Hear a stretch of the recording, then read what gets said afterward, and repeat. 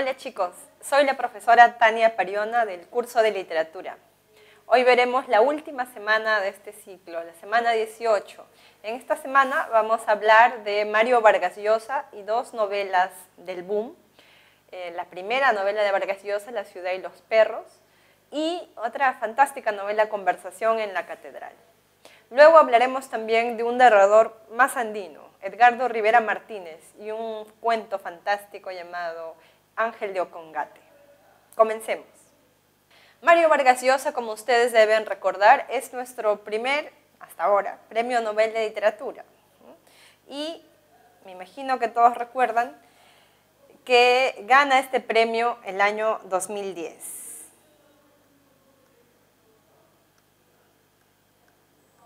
El Premio Nobel de Literatura es entregado no por una obra, no es un concurso de una novela o un cuento, sino por la totalidad de las obras del autor, ¿no? Se evalúa la trayectoria del autor. Y el año en que Vargas Llosa gana el Premio Nobel de Literatura, la Academia Sueca le reconoce esta especie de cartografía de los sistemas de poder, es decir, haber hecho a lo largo de su obra una especie de mapa donde señala los lugares y los problemas o los conflictos que afectan a la población, sobre todo a sus derechos fundamentales, ¿no? Vargas Llosa ha tratado siempre de los sistemas autoritarios, ¿no? Desde Conversación o desde La ciudad de los perros hasta sus últimas novelas, ¿no? Entonces hay una denuncia constante de esos sistemas autoritarios que van a generar problemas a la población en general, a los ciudadanos de a pie, a los profesionales, en fin, a todo el entorno social que vive bajo estos sistemas autoritarios. Entonces, por esa constante, por esa coherencia de Vargas Llosa a lo largo de su obra, es que se le reconoce en 2010 con este galardón que es el máximo obtenido en literatura. Ahora, Vargas Llosa tiene cuentos, ¿no? Comienza de hecho escribiendo unos cuentos que ustedes pueden encontrar con el título de Los jefes, ¿no? Y en los últimos años Vargas Llosa incursionó en la literatura infantil, ¿no? Tiene un libro de cuentos titulado Fonchito y la luna. Vargas Llosa es un autor muy versátil, además de los cuentos ha escrito varias novelas pero muy importantes. La crítica literaria resalta algunas que están mencionadas en la práctica de ustedes y en este cuadro que veremos en pantalla, ¿no? Las principales novelas, La ciudad y los perros de 1963, que nosotros vamos a revisar ahora, ¿no? La casa verde de 1966 también es una fantástica novela. Conversación en la catedral, la otra novela que nos interesa hoy día, de 1969. La guerra del fin del mundo, de 1981. Hasta ahí la crítica considera sus mejores novelas. La fiesta del chivo, El héroe discreto, Cinco esquinas, están mencionadas dentro de novelas importantes y también son las últimas que Vargas Llosa publica hasta el 2016. También escribió obras de teatro, ahí tienen algunas mencionadas, y un libro de memorias del año 1993, además de varios ensayos. Sobre este libro de memorias de 1993 llamado El pez en el agua, en este libro Vargas Llosa recuerda su candidatura a la presidencia de la República. Muchos de ustedes todavía no habían nacido, pero Vargas Llosa fue candidato a la presidencia de la República y compitió contra el que él ganó las elecciones en aquel entonces, Alberto Fujimori. Y en este libro, que es un libro de memorias, un poco ensayístico, también Vargas Llosa cuenta en paralelo, ¿no?, memorias de su infancia y memorias de ese proceso de la campaña electoral. Yo les recomiendo mucho el libro para tener una perspectiva, obviamente desde la mirada de Vargas Llosa, de ese proceso electoral y también del país, ¿no?, de cómo era el país en los años 90 y un poco antes también. Ahora, como narrador, ¿qué caracteriza a Vargas Llosa como narrador? Como veremos en el cuadro tenemos una obra realista, la cual se basa en una realidad imaginada. La mayoría de obras de Vargas Llosa, a diferencia de otros autores del boom, como por ejemplo García Márquez, que nosotros revisamos, son obras que están basadas en hechos que realmente ocurrieron, ¿no?, en eventos históricos, en personajes que existieron en la realidad. pero no significa que sus obras sean completamente reales. Es decir, Vargas Llosa cuando escribe literatura, cuando escribe novela, no hace crónica periodística, no está denunciando un hecho en particular, no de manera directa, ¿no? El hecho de ficcionalizar eventos que ocurrieron, ¿no? Como el año que pasó en el Colegio Militar Leoncio Prado, ¿no? que lo novela en La ciudad de los perros, o como algunos eventos políticos y trágicos durante la dictadura de Odría, como en Conversación en la Catedral, son hechos basados en la realidad, ciertamente. Pero en base a esa realidad, Vargas Llosa empieza a novelar, a imaginar otros mundos y otros personajes que no son reales exactamente, ¿no? Sin embargo, todos los eventos que nos describe son verosímiles, ¿no? ¿Recuerdan ese término verosímil que parece verdad, ¿no? Que parece verdadero? No es necesariamente verdadero, pero tiene toda la apariencia de verdad. Entonces, ese es el estilo de Vargas Llosa, un estilo bastante realista. Luego, asimila e innova las técnicas más modernas del relato. En la semana en que hablamos de la nueva narrativa hispanoamericana, revisamos una serie de técnicas narrativas. Si ustedes recuerdan, una de ellas muy importante es la multiplicidad de voces y puntos de vista, ¿no? Que supera al narrador clásico, que es el que más bien veremos con Rivera Martínez, el narrador omnisciente, ¿no? Y lineal. Vargas Llosa no, Vargas Llosa va a tener varias voces narrativas, ¿no? En Conversación en la Catedral encontraremos cierta dificultad en la lectura porque comienza con un diálogo o con el pensamiento, el monólogo interior, otra de las nuevas técnicas de la narrativa, ¿no? de Zabalita. Luego aparece la voz narrativa de Ambrosio respondiéndole una pregunta a otro personaje, ¿no? Luego aparecen otros personajes conversando en otro momento, ¿no? de la novela, o sea, otro tiempo que no es el tiempo presente de la novela. Es decir, Vargas Llosa también fractura el tiempo lineal, ¿no? Entonces tiene multiplicidad de voces y puntos de vista, rompe el orden cronológico, va a jugar con los planos temporales, ¿no? No siempre va a contarnos la historia secuencialmente, paso a paso. También maneja de una manera muy buena los distintos tipos de lenguaje, periodístico, emotivo, sociológico. Es un maestro realmente de la narrativa, ¿no? Y por eso también es Premio Nobel de Literatura. ¿Qué más? Su narración es objetiva, dice el cuadro, supera el narrador omnisciente. Como les decía, cuando no hace que el personaje cuente la historia, el narrador nos cuenta no cómo es moralmente o qué piensa el personaje, sino lo describe desde afuera, bastante objetivo. En otros casos utiliza el monólogo interior, es decir, nos hace que el mismo personaje, a través del fluir libre de sus pensamientos, cuente su historia. Entonces, utiliza diversas técnicas. Emplea distintos tipos de lenguaje, como ya les decía, Vargas Llosa también por eso es un autor muy recomendado para leer, porque puede ser muy divertido por momentos, muy serio, muy denso también cuando tiene que serlo, ¿no? En general, ninguna de las obras de Vargas Llosa tiene pierde. Si ustedes quieren leer a Vargas Llosa, pueden comenzar por cualquiera de las obras, pero si van a ver estas que vamos a revisar ahora, les recomendaría que tengan en cuenta las técnicas narrativas, ¿no? Para no perder la hilación de la historia. Vamos a empezar entonces con La ciudad y los perros. La ciudad y los perros es una de las primeras novelas, de hecho la primera novela de Vargas Llosa, ¿no? En 1963, cuando sale esta novela, genera una especie de clima complicado, porque Vargas Llosa va a contextualizarla en el Colegio Militar Leoncio Prado. Esa es la ciudad, ¿no? ¿Por qué una ciudad? Porque el Colegio Militar tiene personajes de distinta clase social.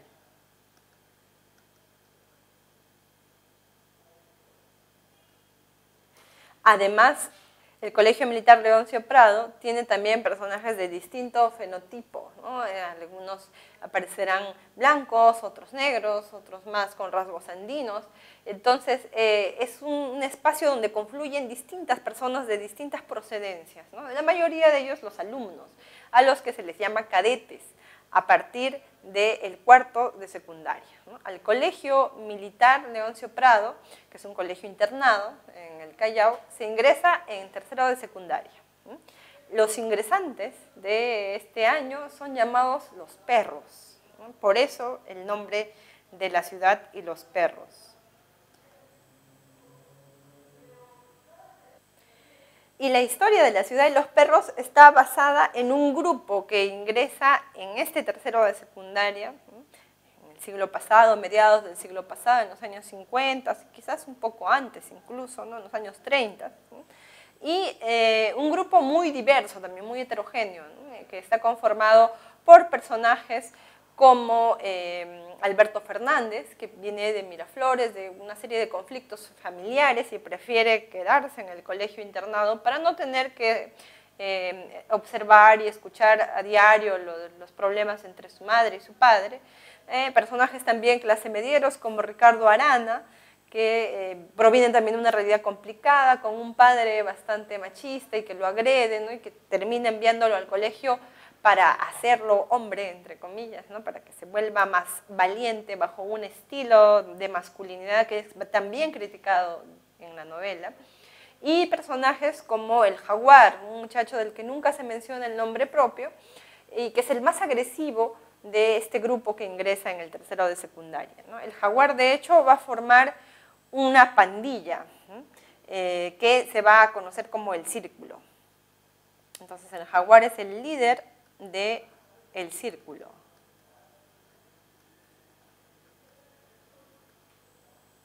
Esta pandilla se forma apenas ingresan los muchachos porque, como son los perros, los nuevos, ¿no? Reciben el bautizo, la bienvenida de los chicos de cuarto de secundaria, ¿no? Que es una especie de tradición agresiva, de humillaciones, de golpizas, ¿no? De vejaciones en general, les orinan encima a los ingresantes, a los perros, ¿no?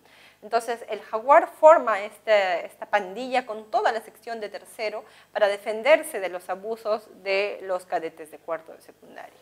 Y esta pandilla se va a ir disgregando con el pasar de los años. En cuarto son menos los que adhieren a la pandilla y en quinto de secundaria son solamente unos cuantos, ¿no? Liderados siempre por el Jaguar.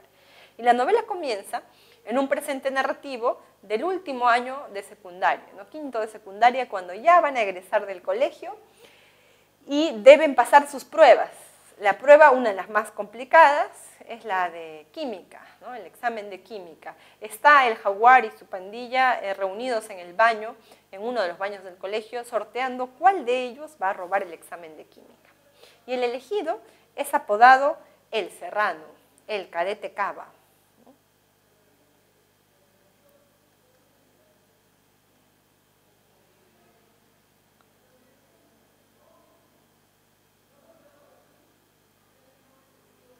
Solo que el Serrano comete un error.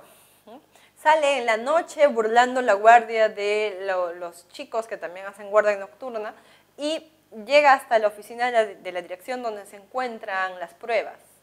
Pero al sacar, para entrar a la oficina, saca un vidrio, ¿no? De una ventana, lo deja en el piso, ingresa, copia toda la prueba y cuando sale se olvida que había dejado el vidrio en el piso y lo rompe.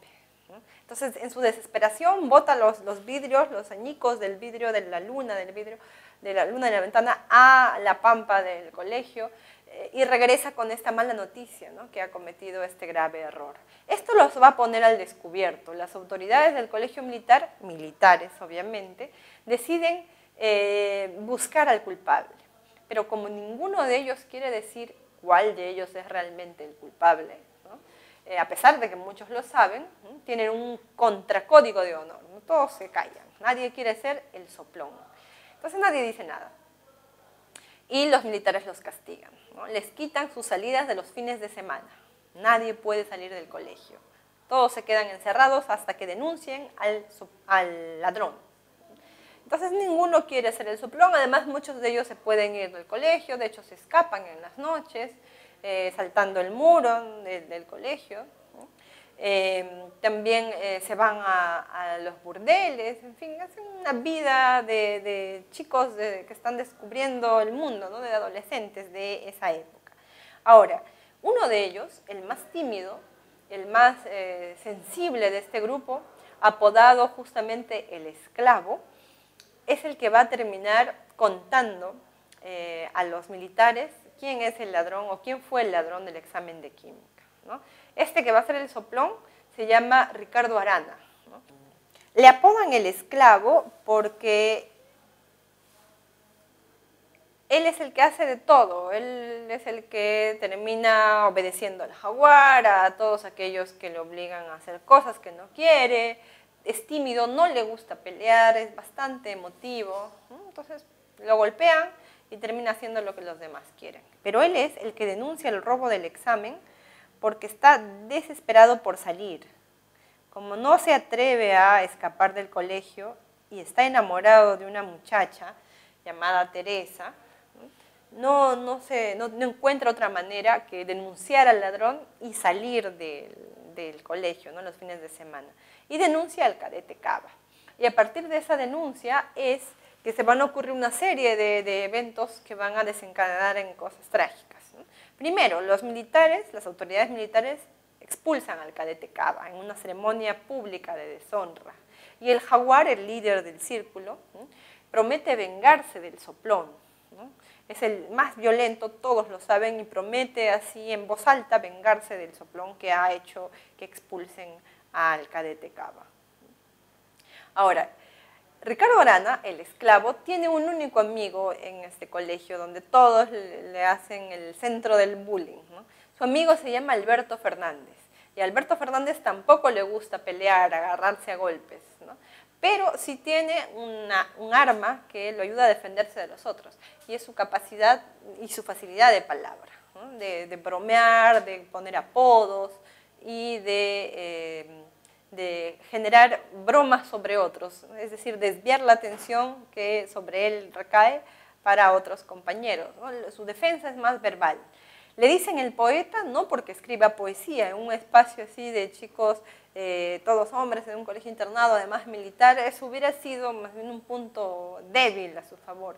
Le dicen el poeta porque escribe novelitas pornográficas que vende a sus compañeros a cambio de cigarrillos o de algunas monedas, ¿no?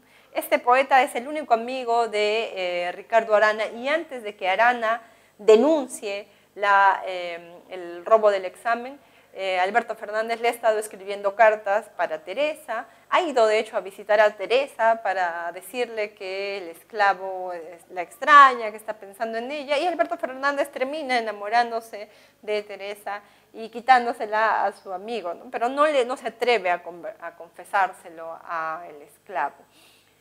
Y cuando después de estos eventos, después de que expulsan a Cava, ocurre una tragedia, porque durante unos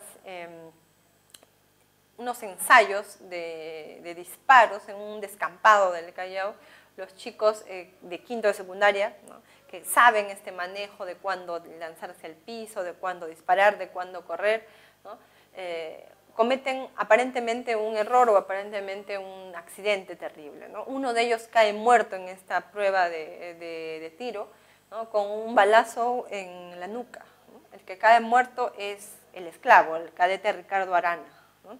Es una desgracia, los militares del colegio plantean esta muerte como un terrible, tristísimo accidente, pero Alberto Fernández no está convencido de que esto sea un accidente y está muy preocupado y consternado por la muerte de su amigo. Toda la sección de quinta secundaria se encuentra consternada por la muerte de Ricardo Arana, ¿sí? Pero es Alberto quien se atreve a denunciar que no se trata de un accidente, sino de un asesinato, ¿sí? Y culpa como principal asesino a el jaguar, ¿sí? Entonces busca de las autoridades del colegio a un teniente que es el más estricto, el que más sigue las normas, llamado el teniente Gamboa, y le cuenta su teoría sobre el asesinato del esclavo, ¿no? Entonces, Alberto Fernández, el poeta, es el que denuncia el asesinato del esclavo.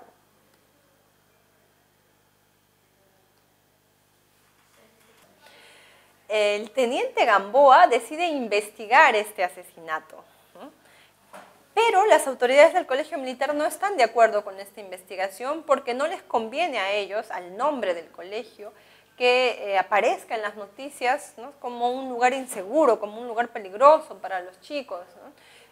Y le exigen al teniente Gamboa dejar de lado esas investigaciones. Pero el teniente Gamboa no lo hace e insiste.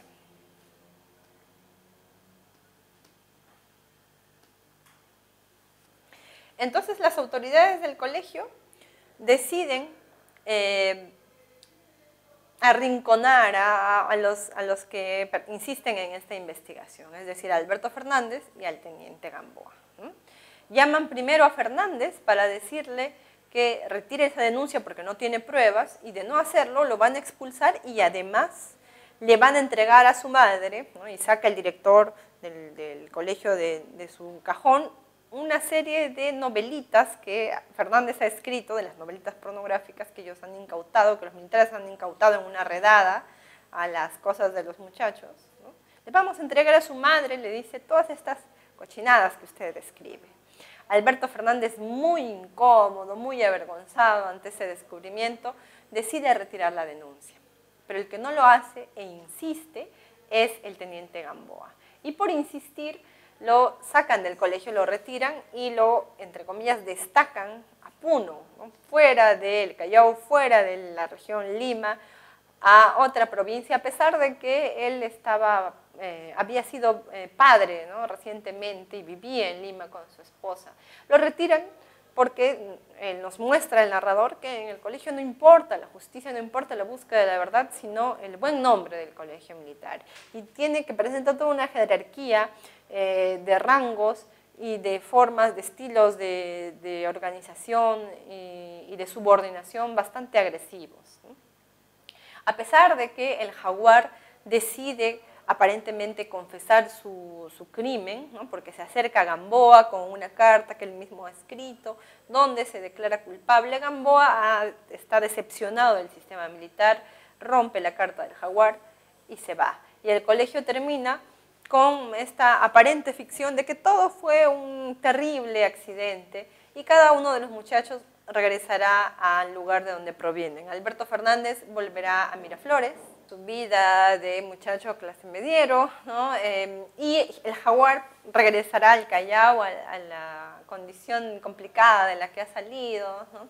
Entonces el colegio fue una especie de esfera, de burbuja que los contuvo a todos, ¿no?, a gente de distintas procedencias, ¿no? Por eso es llamado La Ciudad.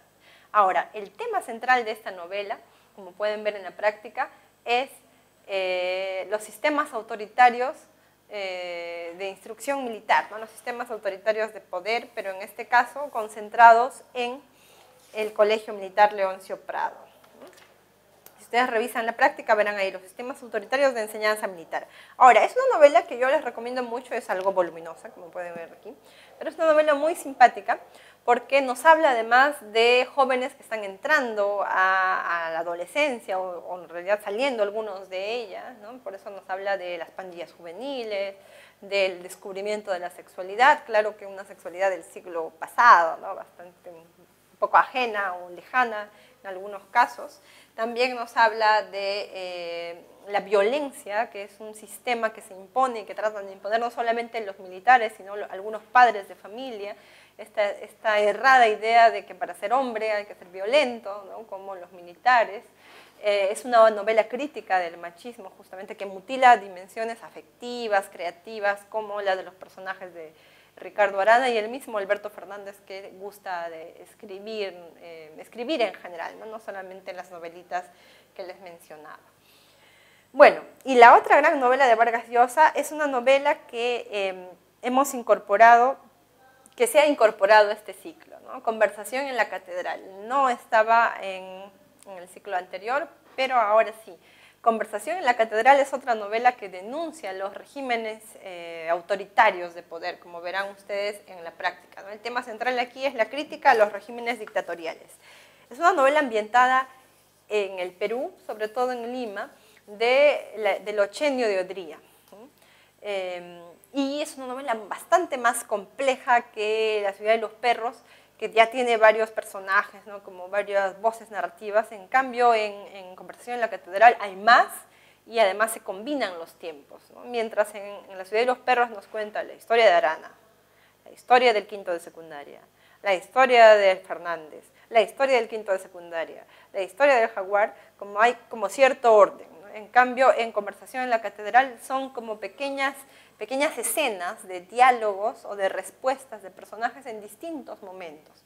Eso puede, ciertamente, complicar un poco la lectura de Conversación en la Catedral, pero al mismo tiempo la hace una novela que exige del lector una participación activa, ¿no? Y es por eso que pues, es una novela también mucho más intensa en su trama que La ciudad de los perros, ¿no? Cada una tiene temas similares, pero al mismo tiempo formas distintas de ser narradas. Las dos son muy buenas, pero ciertamente esta complejidad en la forma de ser narrada de Conversación en la Catedral nos hace también compleja el hecho de resumirla. Por eso voy a recurrir a la parte no del argumento, sino del comentario que tienen ustedes en la práctica, ¿no? Para ir viendo más o menos algunos temas y desarrollándolos.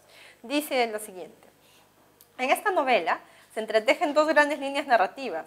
La primera desarrolla la historia personal de Santiago Zavala, y la segunda, los pormenores de la vida social y política del Perú durante la dictadura de Odría. En efecto, la novela nos va a presentar a un personaje que, digamos, sería el personaje principal, porque va a iniciar un diálogo con un chofer de su padre.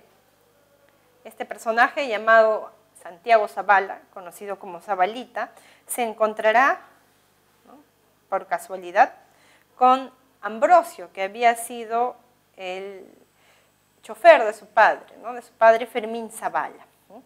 Ahora, veamos, ¿qué más nos dice el comentario? En el primer eje narrativo observamos la evolución de Santiago Zavala, desde su adolescencia hasta los 30 años, cuando es periodista en La Crónica. En el desarrollo de su vida se identifican tres momentos. En el primero se observa la relación conflictiva entre Santiago, un muchacho crítico de su entorno social, y su padre, debido a que se apoya el régimen dictatorial de Odría. Es decir, Santiago es un muchacho, otra vez, que vive en la clase media limeña, que era pues una clase mucho más acomodada que hoy en día las clases medias, ¿no? En Miraflores, sus padres tienen mucho dinero, pero él tiene un sentido crítico y social mucho más agudo que la gente de su entorno, ¿no? Entonces se siente en constante pugna con el padre. De hecho, en vez de ingresar a estudiar a la Universidad Católica como esperan sus padres, ingresa por darles la contra a la Universidad de San Marcos, ¿no?, cosa que escandaliza a su entorno familiar, ¿no? ¿Qué más? Santiago ingresa a la Universidad de San Marcos, como les decía, ¿no?, y participa de la militancia comunista, pero no logra convencerse de dicha ideología, ¿no? En la Universidad de San Marcos, Santiago va a ser parte de una célula de izquierda, una célula comunista llamada Cahuide, ¿no? Y cuando es encarcelado, y él es liberado porque su padre trabaja para el régimen de Odría, es liberado en principio, no pasa ni siquiera una noche en la cárcel y sus amigos se quedan ahí, ¿no?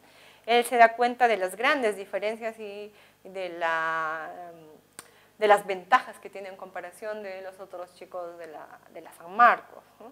Y decide romper con su familia, ¿no? Se va de casa después de este incidente de haber sido arrestado, ¿no? Y en el tercer momento de la vida de Santiago, después de que haya abdicado un poco de sus convicciones ideológicas, ¿no?, entra a trabajar en un diario sensacionalista llamado La Crónica, donde va a llevar una vida bastante mediocre. De haber sido el hijo de un hombre poderoso, un empresario, además bien en buenos tratos con el régimen de Odría, va a pasar a ser un empleado con un sueldo bajísimo, a alquilar una pensión bastante pobre, ¿no?, y a dejar de estudiar en la universidad, a dejar su carrera de Derecho, porque no está conforme con lo que hace, ¿no? Es una persona que no sabe en qué momento es que se ha hundido de esa manera, ¿no? De hecho, hay una pregunta que abre la novela, ¿no? ¿En qué momento se había jodido el Perú?, dice Zabalita cuando observa el entorno del centro de Lima, ¿no? Y empieza a tratar de recordar a través de sí mismo, de su trayectoria personal, en qué momento él mismo se había jodido, ¿no? En qué momento había llegado a ese estado de mediocridad. veamos. El tránsito vivencial de Zabalita es una historia de declinación y fracaso relacionado con el entorno social. Si por ello su frase, ¿en qué momento se había jodido el Perú?, es también una pregunta que lo interpela tanto a él como a la sociedad que lo rodea. Así, Zabalita presenta, en alguna medida, la inoperancia y la ingenuidad y derrota de muchos jóvenes con ideales revolucionarios que buscan transformar radicalmente a la sociedad peruana. Sí, pues Zabalita no se convence de ser un comunista, no cree realmente en estas ideas políticas, pero tampoco está seguro de ser un periodista, ¿no? Todo el tiempo en la novela Santiago es un personaje que se cuestiona demasiado y que no termina por resolver las cosas, ¿no?, sus problemas personales. El segundo eje narrativo lo podemos identificar podemos identificar en él tres fundamentales referencias históricas. La primera es la lucha por el poder entre los militares y los grupos económicos, ya sea por permanecer en el gobierno, los militares, ya sea por defenestrar al régimen, ¿no?, los hombres de poder económico. Uno de ellos es el padre de Santiago Zabala, ¿no?, Fermín Zabala. Fermín Zabala trabaja al principio de la novela para el régimen de Odría, pero luego se va a aliar con un grupo de terratenientes provincianos para justamente derrocar a Odría. Pero del otro lado están los militares, ¿no?, el régimen de Odría, un régimen militar que va a contratar a gente para la seguridad, entre comillas, de la nación, ¿no?, que van a cometer una serie de atrocidades, de maltratos, de asesinatos, ¿no?, de desapariciones de personas, y todas ellas representadas por un oscuro personaje, ¿no?, que acá se menciona.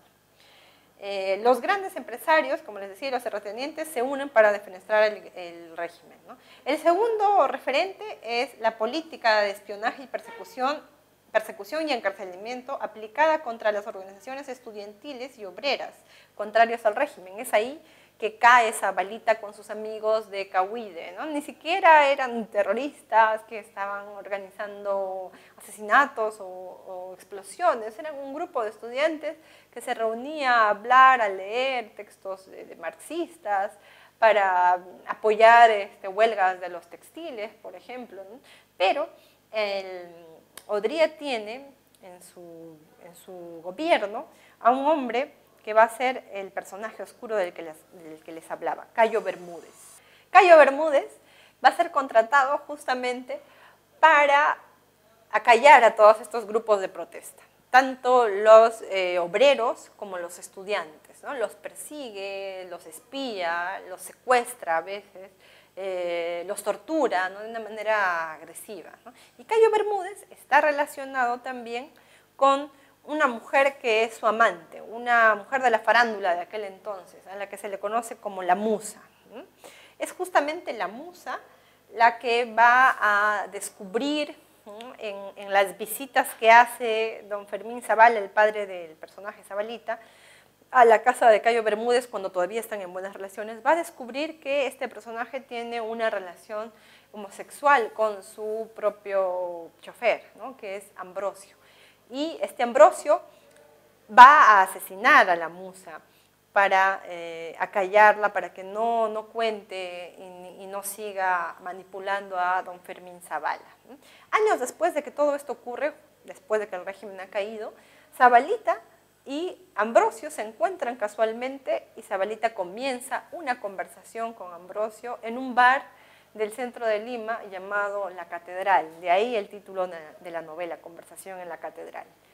Y de todas las preguntas, no solamente preguntas, sino también acusaciones que le va haciendo Zabalita a Ambrosio, va tratando o la novela va desarrollando a través de flashbacks o de otros diálogos incorporados, la historia de todo el régimen, ¿no?, y de la parte posterior al régimen, de la caída del régimen.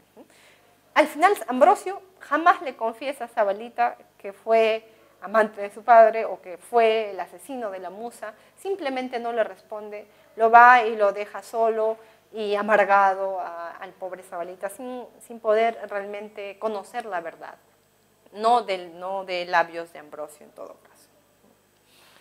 Esta novela, como van a ver en la práctica, tiene como temas centrales, decía, la crítica de los regímenes dictatoriales. ¿Qué otros temas encontramos?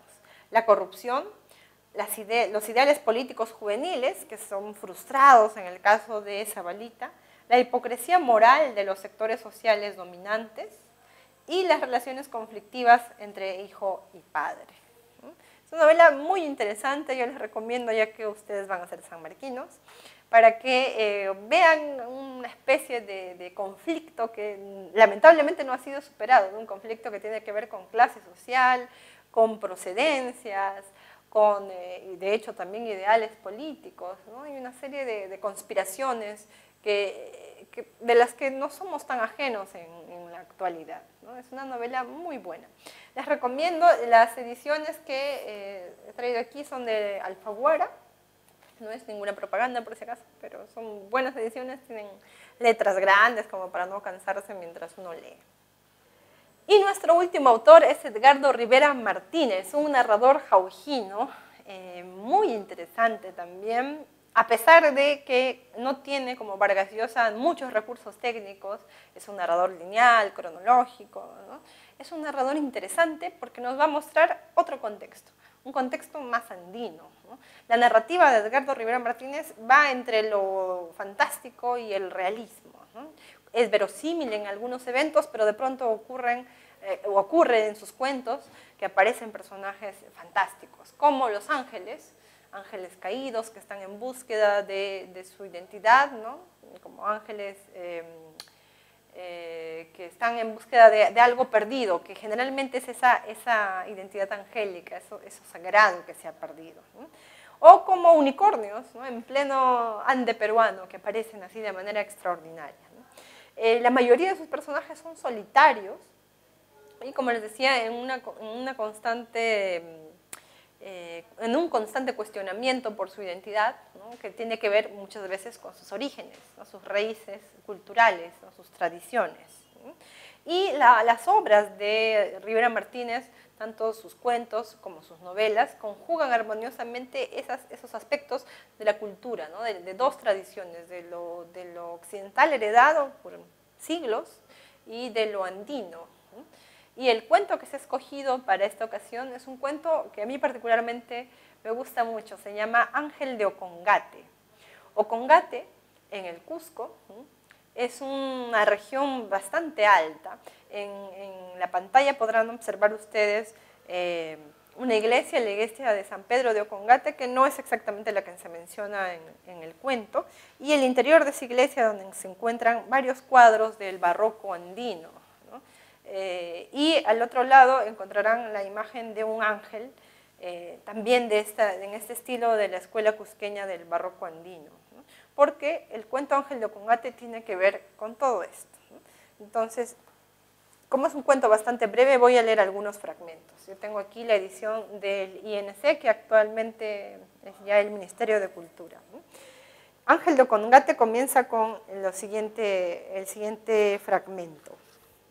¿Quién soy sino una apagada sombra en el atrio de una capilla en ruinas, en medio de una puna inmensa? Por instantes silba el viento, pero después todo regresa a la quietud. Hora incierta, gris, al pie de ese agrietado imafronte. En ella resulta más armonioso y febril mi soliloquio, y aún más extraña mi figura, ave negra que inmóvil habla y reflexiona, esclavina de paño y seda sobre los hombros, tan gastada y sin embargo espléndida, sombrero de raído plumaje y jubón, camisa de lienzo y blondas, exornado tahalí. Todo en harapos y tan absurdo. ¿Cómo no habían de asombrarse los que por primera vez me veían? ¿Cómo no iban a pensar en un danzante extraviado en la meseta? Decían en la lengua de sus ayllus, ¿quién será? ¿De qué baile será esa ropa?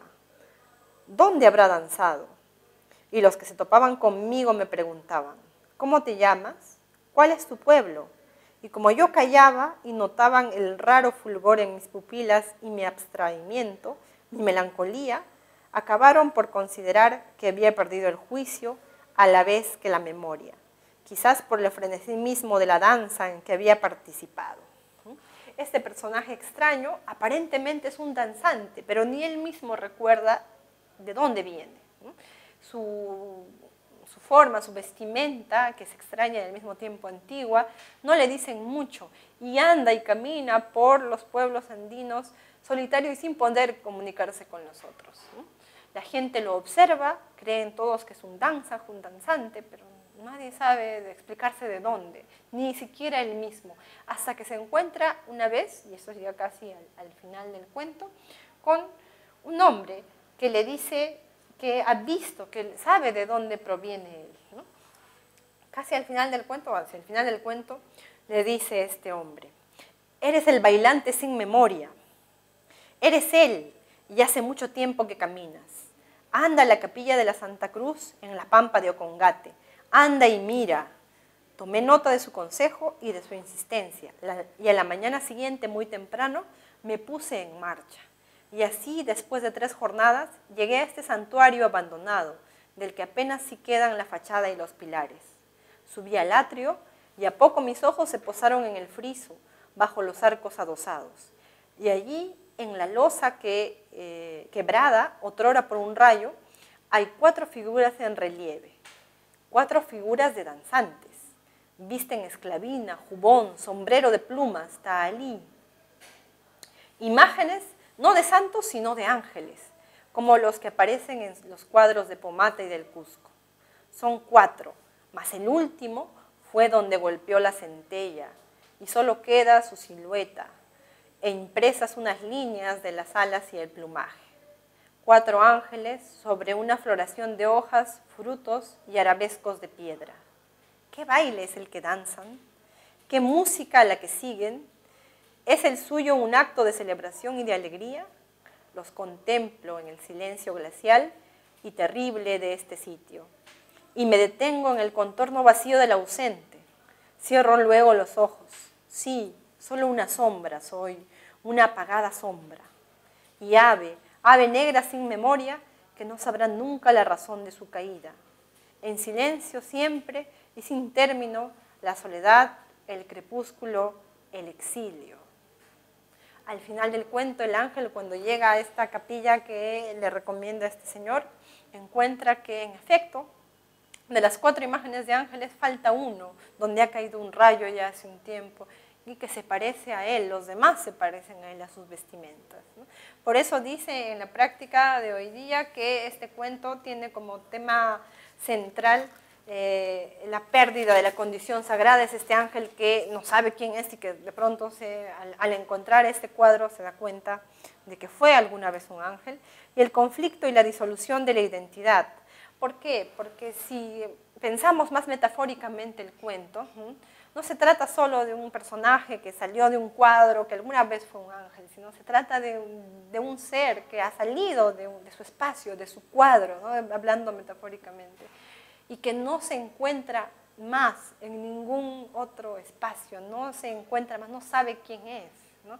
Un poco como Ernesto en Los ríos profundos, el no sentirse parte ni del colegio, ni de los indios de la hacienda de Patibamba, no pertenece a ninguno de esos grupos, ¿no? Es también la temática que trata Edgardo Rivera en otros cuentos, la temática del migrante, que una vez salido de su espacio, de su cuadro, no encaja en otros espacios, ¿no? Y por eso esta sensación de soledad y de búsqueda de sí mismo, ¿no? De no saber quién se es realmente, ¿no? Como verán en la práctica también se pueden desprender otros temas de este cuento: la soledad del migrante, la doble condición sagrada y profana del sujeto y el tránsito de la existencia mítica a la humana, ¿no? Entonces, a través de ese cuento, que es bastante breve, de hecho, el cuento gana un concurso de la revista Caretas, el cuento de las 1000 palabras, Edgardo Rivera nos va a hablar de una problemática que también es muy